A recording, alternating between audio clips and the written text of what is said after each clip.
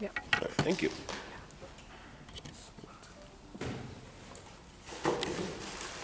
So did you get most of the demo? Because that Yes. demo was actually, I got it when you started spinning, essentially. all right, so that demo was one of the. Oh, I got one. Here, do you want another?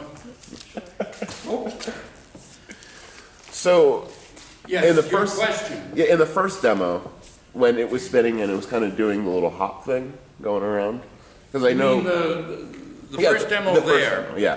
So it- I yeah. understand you have angular momentum pointing out at us. Yeah. And then you mentioned that you have gravity. Gravitational field pushed it down, Mm-hmm. and so to compensate, to keep the angular momentum Straightforward. horizontal. Yeah, exactly. The whole thing started spinning like this, and the angular momentum of that is R cross P, you're pointing up. So the total rotation, the precession of the spinning bicycle wheel gave an upward angular momentum, which compensated for the down tilt of the angular momentum. Which can keep it at a horizontal, but then it has, that spinning motion has to be in play for it to keep itself balanced. For the angular momentum to be conserved, yeah. Okay, That's thank the you. way it explained, and that's the way I would explain it. We also have a couple of demos here. I don't know what these demos do, but I think we can demonstrate conservation of linear momentum with these demos.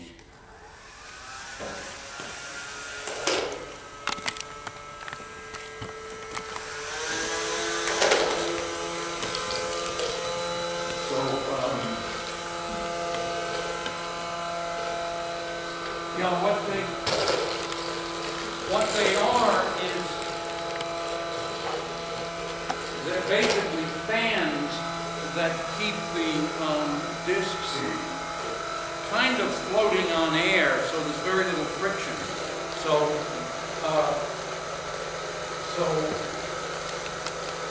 angular momentum, energy, and linear momentum are all conserved. And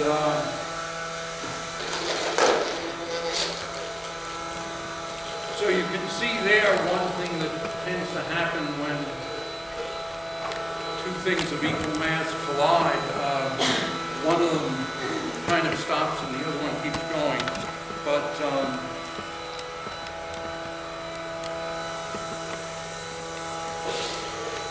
any of you guys want to play with these? We got a rogue one over here. What? So we got a rogue one over here.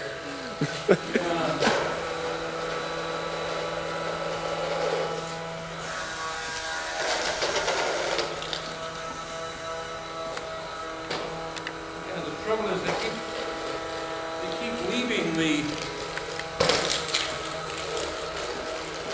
well, I don't know, there's probably a sensible way to do this demo, but I don't know what it is.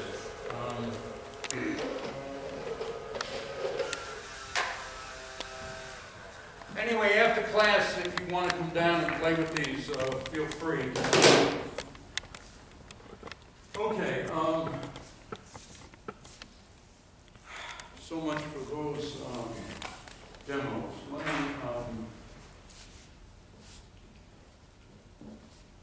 so let's see, what was I going to talk about apart from that? Well, I've got some laser demos set up again, and so let me turn the lights off and show you these.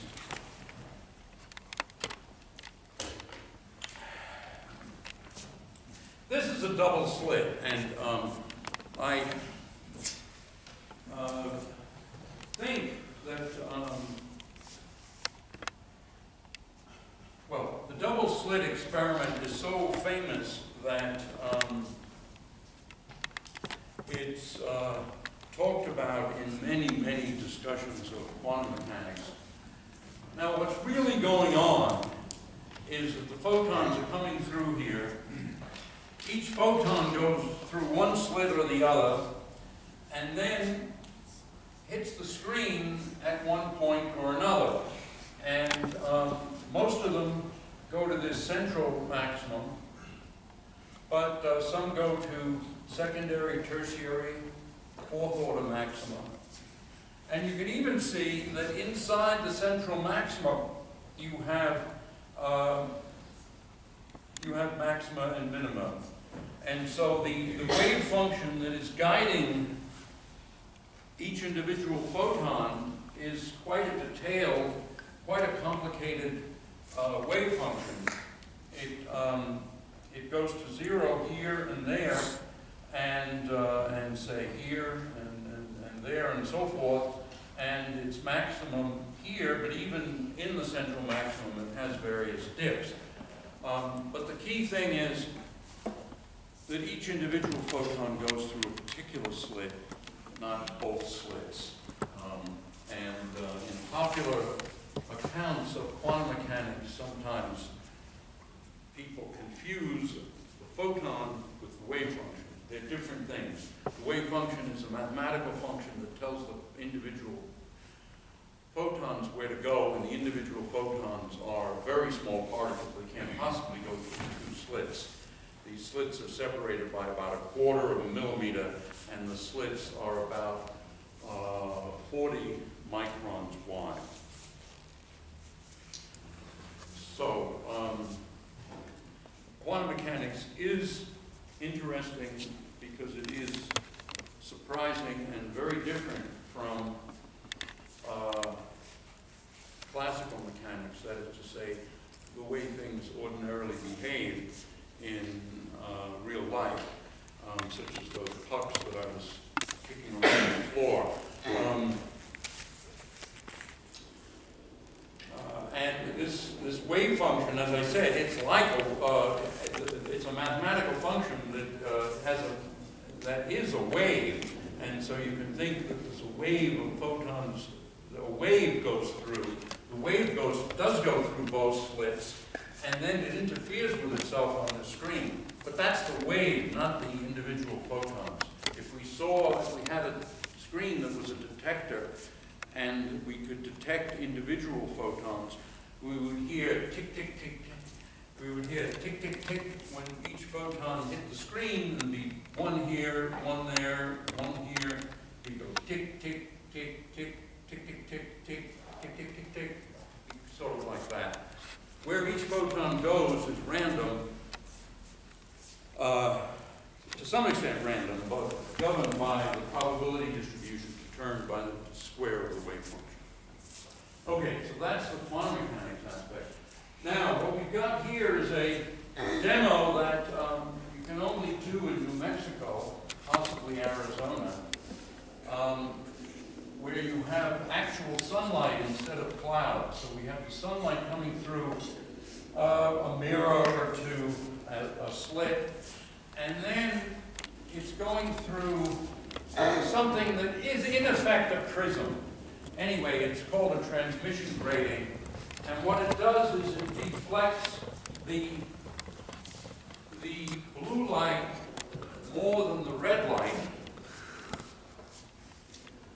And those of you who have eagle vision can see that, well, we've got the red light deflected a lot, and then the blue light less. Here's the straight image of the slit, so that's the totally undeflected light. And this screen is phosphorescent, so it glows when it's hit by ultraviolet photons. And you can see that if I put this up here, you can see it glowing there. And in fact, you can even see, well, let me turn it this way. You can even see that there are dark lines here. There are 2 dark lines there. And if you look at the rest of the colors, you can see more dark lines. Those dark lines correspond to absorption lines due to the atoms in our atmosphere and the atoms in the atmosphere of the sun. So the photons from the sun are coming basically from its surface, which is at about 6,000 degrees. and then they have to get through the upper atmosphere of the sun and then through the atmosphere of the Earth. And so certain frequencies are absorbed, certain wavelengths are absorbed, and those frequencies correspond, you remember, I wrote down many times Einstein's formula that the energy of a single photon is Planck's constant times the frequency of the photon.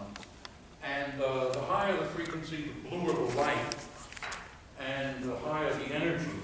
And that formula was illustrated by the demo involving ultraviolet light and the electroscope. I charged up the disk, and when I had a piece of glass, the bright light from the lamp couldn't knock out the electrons, but when I pulled the glass away, the UV photons hit the plate and knocked electrons off it. Anyway,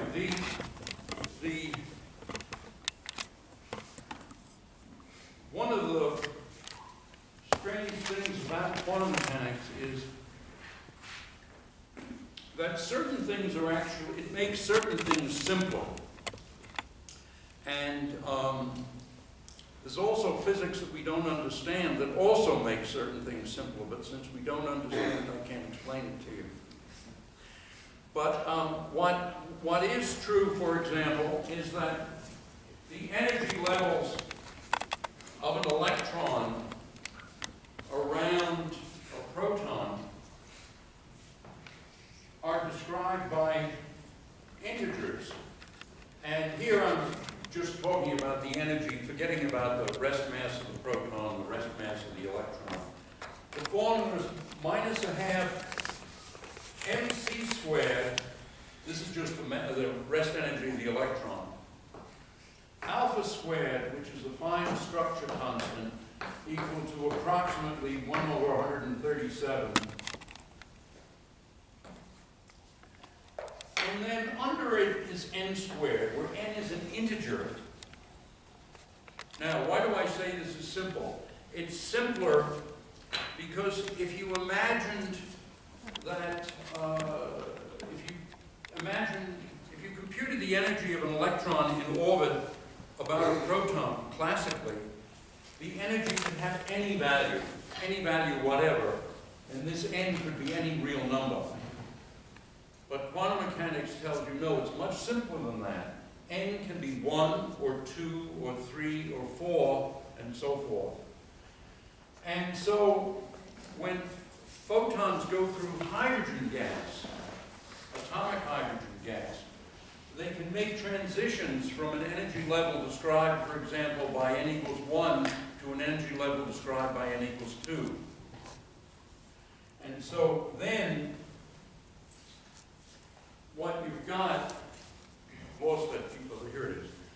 So then, the change in the energy, which is h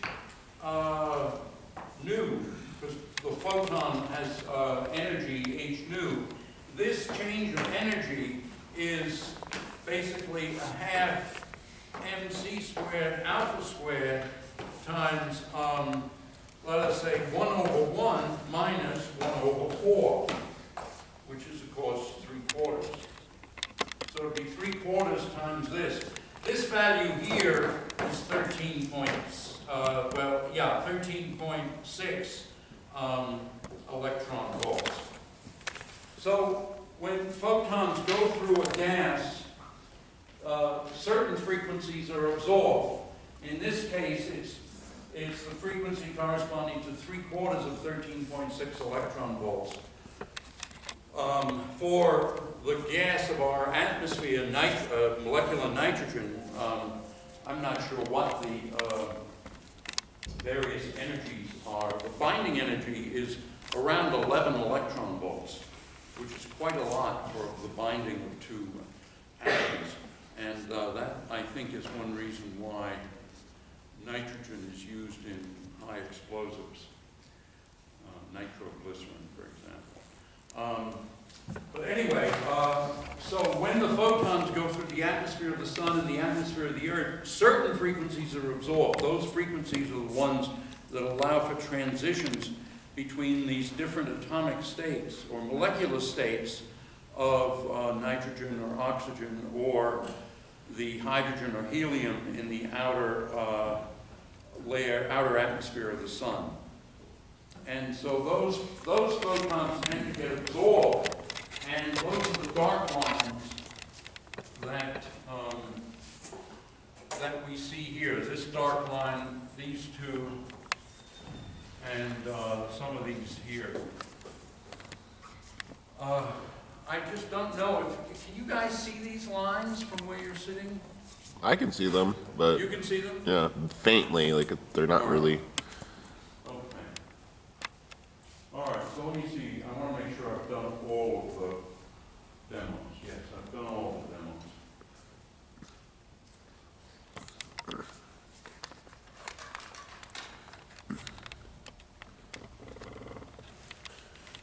I had a quick question about so you mentioned the binding energy for certain atoms is 11 electron volts. The binding energy you're talking about nitrogen. Nitrogen, yeah. Okay. The ground state of two atoms of nitrogen, as I recall, is about 11 electron volts. Okay.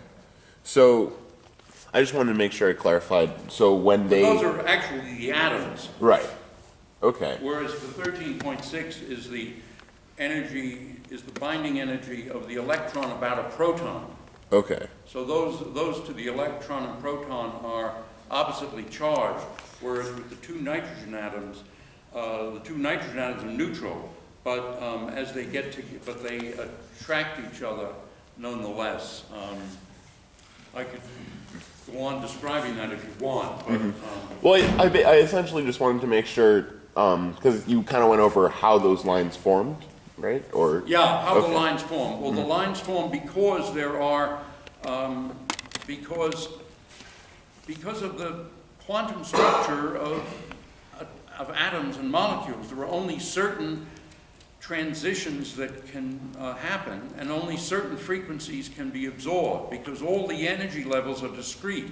Okay, gotcha. And they make different. So only certain frequencies of light get absorbed by a given gas. Okay, gotcha. And now, to some extent, these lines are broadened because of the motion of the molecules.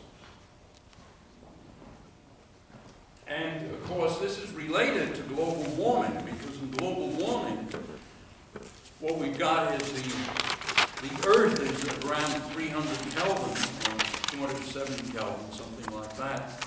And so it radiates photons way in the infrared.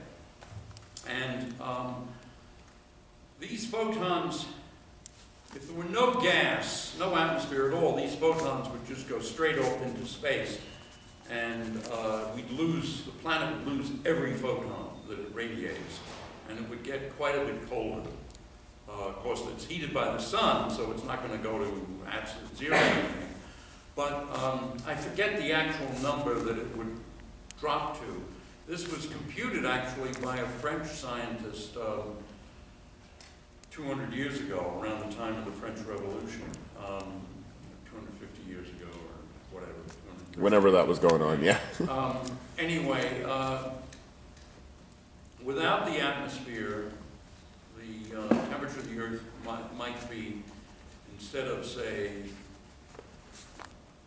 let's use Fahrenheit, instead of you being an average temperature, say 40 degrees Fahrenheit, it would be, let's say, 0 Fahrenheit, something like that. It would be a big change. And the reason is that with the atmosphere, the infrared photons that are emitted by the planet go out and they hit these atoms of nitrogen and oxygen, these molecules of nitrogen and oxygen, and many of them are absorbed. But even more importantly, we have water vapor and carbon dioxide and other molecules in the atmosphere. These are even more efficient at absorbing infrared photons and far infrared photons, which is what the planet mostly radiates. And that's because with carbon dioxide, you've got 2 atoms of carbon, and then say I'm an atom of carbon dioxide. So 2 atoms of oxygen, 1 atom of carbon. And so these things can rotate, and the rotational energy levels are quantized, and they can vibrate, and the vibrational energy levels are also quantized. And the photons that can make transitions between these various rotational and vibrational states of carbon dioxide, water, which is 2 hydrogen, 1 oxygen, and methane, which is 1 carbon and then 4 hydrogens. There are all sorts of frequencies or energies of photons that can make transitions between these energy levels. And so these gases make the Earth its present temperature. And on the other hand, since the Industrial Revolution, there's been, a lot of burning of coal, and that's produced a lot of carbon dioxide in the atmosphere. Okay. So that kind of counterbalances, or it throws everything off balance, essentially. There's too much carbon dioxide. And now I'm not only am I not an astronomer, but I'm certainly not a meteorologist or a climate scientist. But the physics is clear, and it was clear 200 years ago. You put up more carbon dioxide and methane, you're going to get a lot more, you're going to raise the temperature of the Earth. And an experiment was started many years ago, maybe 50 years ago, in Hawaii, measuring the amount of carbon dioxide. And because it's Hawaii, it's pretty well insulated from industrial changes. Mm-hmm. If you measured the amount of carbon dioxide in the atmosphere in, say, Manhattan, it would depend on whether the air is blowing one way or the other or not at all. But you measure it in Hawaii, you get a pretty good global estimate. And it's basically been going more or less up in a straight line. And there's a little quiver in the straight line because in the winter and the summer, it's a little bit different. Mm-hmm. And so each year it goes up and down, but the trend is up. Mm-hmm. And it's been going up for the 50 years of measurement, and also before that. There were other measurements that were made previously. And there also, you can plot the average temperature of the planet, and that also has been going up. And in fact, last year, I think, was the hottest year on record. Of course, that doesn't mean that, many years in the past, there might have been a period when it was even hotter. But in recorded history, last year was the hottest global temperature of the Earth. Okay.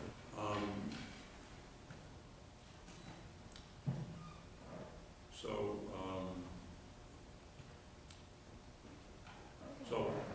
the best thing is to generate electricity with wind, solar, and nuclear, and not.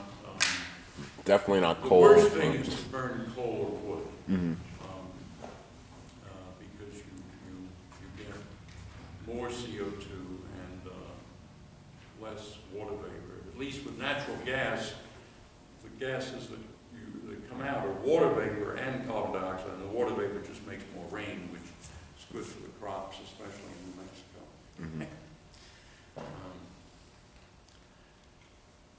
Okay, so are there any questions, or should I just launch onto a semi-new topic? All right, well, let me tell you some more things about a field that's a little closer to my own. Namely, I said we know something about we know actually a lot about 4% of the energy of the universe. Namely, we know something about the baryons and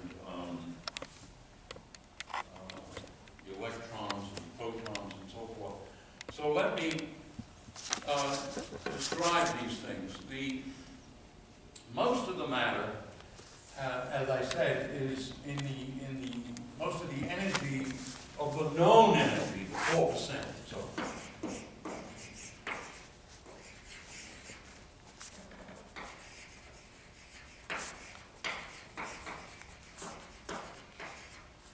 4% is basically protons. This has charge 1.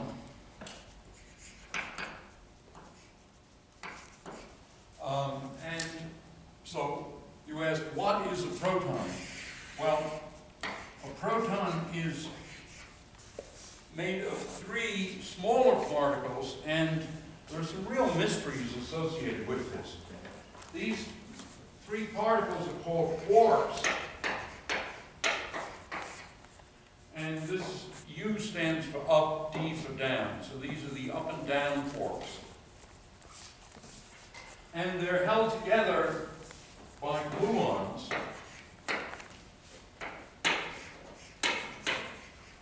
And gluons are very much like photons, but whereas there's 1 photon, there are 8 gluons.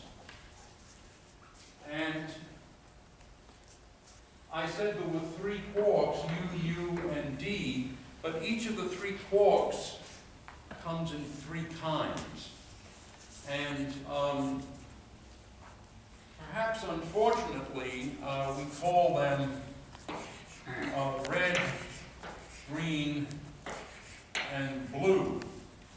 And similarly, down quarks come in 3 kinds.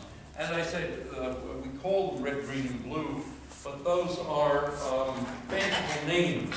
They just mean, the meaning is simply that there are 3 kinds of quarks. The green quark and the blue quark are different quarks.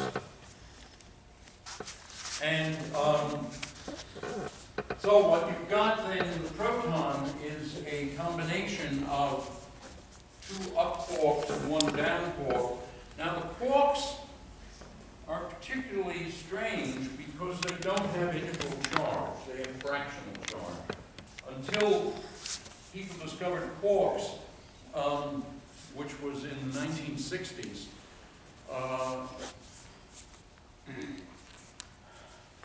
all the particles we knew about had integral charge, either 0, +1, -1, or if you consider the nucleus of, say, helium, it was +2, the nucleus of lithium +3. Whereas these guys have charge 2/3, and these guys have charge -1/3, -1/3 electric charge. And I'm taking the charge of the proton as being charge 1. And so what holds these quarks together in a very small thing called a proton. The size of this proton is 10 to the -15 meters, or 10 to the -13 centimeters, or a millionth of a nanometer. So Intel's latest fab that they're building in Chandler, Arizona, is going to have feature sizes of 7 nanometers, which is quite amazing. But the proton itself is a millionth of a nanometer in size. Similarly, the neutron, a millionth of a nanometer. And all nuclei are of the order of a few millionths of a nanometer. This distance here is called a Fermi, after an Italian physicist, Enrico Fermi, who came to the United States during the Second World War and helped build the atomic bomb. Done Japan twice. Now let's just quarks held inside a very small volume, linear dimensions of 10 to the minus 15 meters. Now we saw what happened by the uncertainty principle when we, in fact you can see it right here, we forced the photons to go through something that's only 1/4 of a millimeter, and yet they spread out like this. And they spread out like that because their momentum in this direction has to vary quite a bit. Not in each photon, but all of them collectively. So that means then that these quarks, which we say are confined to 10 to the minus 15 meters, must have momenta in all three directions that are enormous. So this is a very, very strange picture. And what this picture says then is that these gluons that are holding the quarks so closely together, or so close together, these gluons must be enormously strong. The force must be enormously strong. And this is what is called the strong force. And in fact, the energy of nuclear power plants and nuclear weapons and the energy of the sun comes from this force, but not directly from this force. Instead, you remember, let's think in terms of chemistry for a second. You take two atoms, say, of oxygen or nitrogen or hydrogen, and you bring them together, and the real physics of each atom, say if it's two atoms of hydrogen for simplicity, you've got an electron that's negatively charged, a proton that's positively charged. They're attracting each other, so the two hydrogen atoms are neutral, and it's the electromagnetic force, the force of the photons carried by the photons, that holds them together. But as we bring them together, they form a molecule, and it's sort of the residual force of the photons. What really happens is that when the two hydrogen atoms get together, some of the electrons go in between the two atoms. The electrons are, they're sort of everywhere, but they tend to be more in between the two. Then the two electrons attract the two protons together, and that's the finding. So the extra electrons between the two protons attracts the two protons to each other, and that's the binding that's basically the covalent bond of chemistry. And here we have the direct effect of the gluons binding the quarks. And we can think of this thing then like an atom. But then if you have a proton and a neutron, they will attract each other and form a particle called a deuteron. And the binding of those two together is like the binding of two atoms of hydrogen. But 1,000,000 times stronger, because the gluons are enormously, the force here is enormously stronger because, you see, the confinement is so much greater. So just by the uncertainty principle, the momentum of each individual up or down quark has to be gigantic. It has to be millions of electron volts divided by the speed of light. And so the strong force is incredibly strong, and we never really, we all, in experiments, I guess we do see it, but in ordinary life, we basically never see it. All we see is the residual force, that is to say, the analog of the binding of neutral atoms. And so that is why when a proton and a neutron get together to make a deuteron, you release something like 1 million electron volts of energy.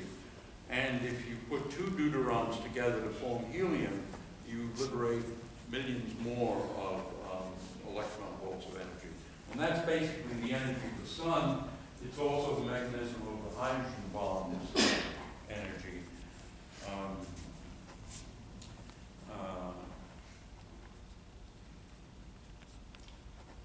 Which is basically a fusion bomb. So the neutron, on the other hand, is also 3 quarks, but it's 2 down quarks and 1 up quark. Down, I should have written quark. And so this is 2 times minus 1/3 and plus 2/3, so the total charge is 0.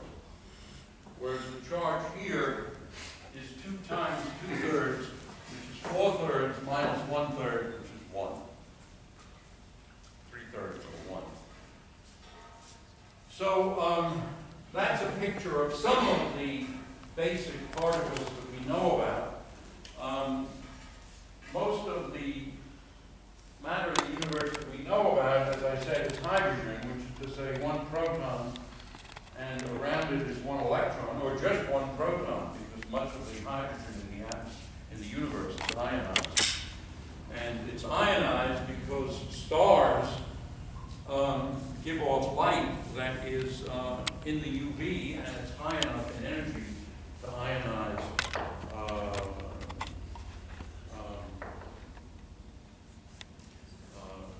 hydrogen atoms.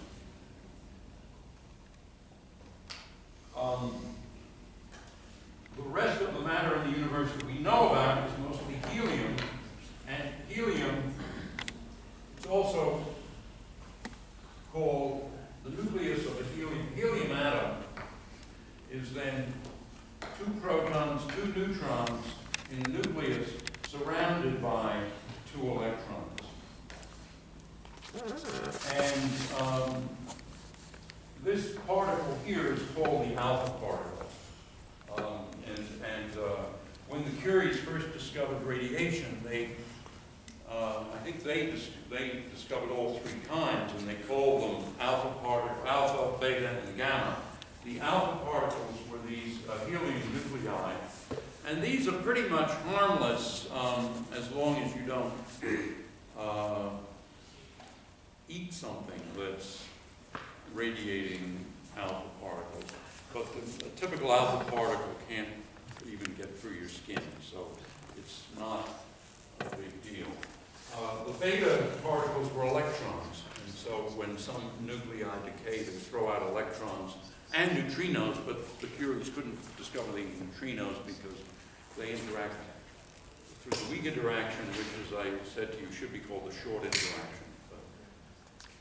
Historically, we call it the weak interaction. And the gamma radiation that they discovered, well, those are photons, high energy photons. And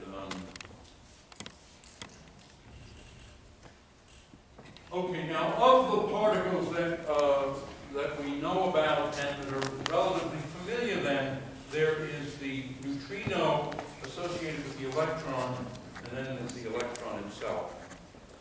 Can you see when I write this low? You down there in the front? Okay. The electron is about 2,000 times lighter than the proton, and it has opposite charge. The neutrinos, we know they have mass, but we don't know what the masses are, and it's because their interactions are so weak that the experiments just aren't good enough today to tell us their masses. We know they're very light. The sum of the masses is something like 40 millielectron volts, something like that. So whereas the mass, in those units, the mass of the electron is 511,000 electron volts, and the mass of the proton and neutron are around 940 million electron So these are the particles that, well, these are the fermions that we know about. Now, there's something really amazing about fermions, and this is simple to state, but it's very hard to understand, and I don't really think that we really understand it yet. But the amazing thing about these particles that I've just described, the electron and its neutrino, which are all fermions, they all have an intrinsic spin of 1/2. And it's for that reason we call them fermions. The amazing thing about them, remember I said that in quantum mechanics things are simple. That is to say, there are these various states. For example, the state of an electron around a proton has, the stable states have an energy that is described by this precise formula where n is an integer. So for n equals 1, you have one state. For n equals 2, you have another state. Well, actually, there's another quantum number. So you actually have 3 states, 6 states of n equals 2. Anyway, the point is that, actually, I've lost my train of thought. What was I trying to explain? Oh yes, the fermions. Yeah, what's extraordinary about them is that you can only put one fermion in a given quantum state. So it's really amazing. Now, in the case of hydrogen, well, let's go to helium. So you have the ground state of helium. It will have 2 electrons because you want to have neutral helium. And both electrons want to be in the same state of motion to be the least energy. They'll eventually go to the state of lowest energy. In order to have 2 of them there, they have opposite spin. Their spin 1/2 means that you can have spin pointing in this direction with value 1/2 h bar, or this way. Planck's constant over 4 pi, basically. And so you can put 2 of them there, but not 3. And this explains, or makes, it doesn't totally explain, but it partially explains the whole periodic table. Well, I'll talk more about that next time. I think we're out of time. So next time I'll try to talk about fermions, bosons, and the rest of the elementary particles, and something about the periodic table. Sounds good. Thank you.